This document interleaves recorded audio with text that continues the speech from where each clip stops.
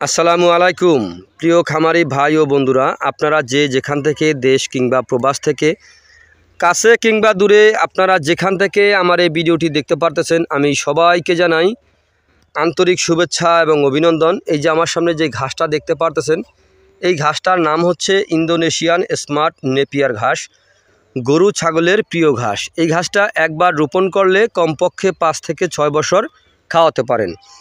এই ঘাসটায় পাতা অনেক বেশি হয়ে থাকে। এই ঘাসটা নরম, রসালো, স্বাদযুক্ত ঘাস। ইন্দোনেশিয়ান স্মার্ট নেপিয়ার ঘাসে ভিটামিন রয়েছে 30%, প্রোটিন রয়েছে 25%। চাইলে আপনি গুগল থেকে সার্চ দিয়ে দেখে নিতে পারেন। এই ইন্দোনেশিয়ান স্মার্ট নেপিয়ার ঘাসটি বর্তমানে বাংলাদেশের সেরা ঘাস। ইন্দোনেশিয়ান স্মার্ট নেপিয়ার ঘাস গরু ছাগলকে খাওয়াতে কোনো প্রকার মেশিনের প্রয়োজন হয় না, গোড়া থেকে কেটে দিলে সম্পূর্ণরূপে খেয়ে থাকি। প্রথমে যদি আপনি দেখা যায় 4 থেকে 5টি গিটের একটি কাটিং রোপণ করেন, একটি কাটিং থেকে প্রায় সর্বনিম্ন হলো আপনার 50টি চারার মতো গজিয়ে থাকে। আর একবার কাটার পরে প্রচুর পরিমাণে চারা গজিয়ে থাকে।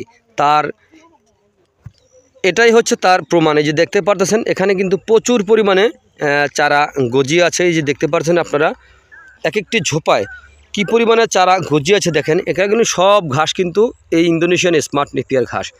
আমাদের এই অঞ্চলে এই ঘাসটার খুবই ভালো একটি জনপ্রিয়তা হয়ে গেছে, কারণ এই ঘাসটা গরু ছাগলকে খাওয়ালে খুব সহজে আপনার লাভবান হতে পারবেন। এই দেখেন প্রত্যেকটা ঝোপায় কী পরিমাণে ঘাস হয়ে আছে দেখতে পাচ্ছেন আপনারা।